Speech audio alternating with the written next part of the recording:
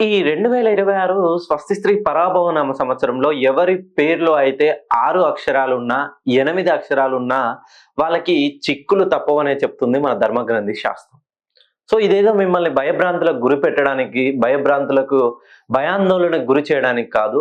So ఎప్పుడైనా ఒక కష్టం వస్తుందనంటే మనం మెంటల్లీ అండ్ ఫిజికల్లీ ఆ కష్టాన్ని ఎలా గట్టెక్కాలి అని ఆలోచించే ఆ నైపుణ్యత, ఆలోచించే స్కిల్స్ మన బ్రెయిన్ ఉంటుంది. మానవుని మెదడు సుమారు 1350 గ్రాములు ఉంటుంది. సో ఈ 1350 గ్రాములో కొన్ని లక్షల న్యూరాన్లు ఉంటాయి.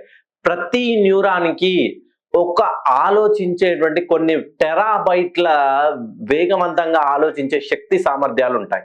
ఎవరి పేరులో అయితే 6 గాని 8 అక్షరాలతో ఉంటే ఈ 2026 మొత్తాన్ని కొడితే రవికి సంబంధించిన నెంబర్‌లో వస్తుంది.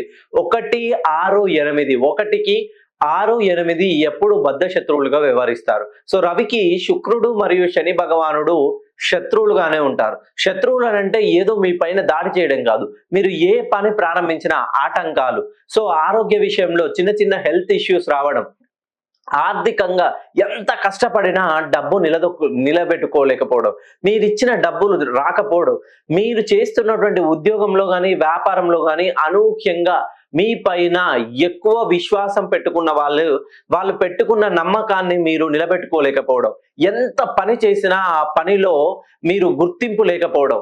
ఎవరి పేరైతే 6 అక్షరాలతో ఉందో ఒకసారి మీ డేట్ ఆఫ్ బర్త్ ని నాకు పంపించినట్లయితే ఈ 2026లో మీరు రాబోయే కష్టాలన్నిటినీ సులువుగా తీర్చుకునేలా నేను ఇచ్చే కరెక్షన్‌తో మీ జీవితంలో ఉన్నటువంటి కష్ట నష్టాలన్నీ పోయి ఖచ్చితంగా విజయడంకా మోగిస్తారు.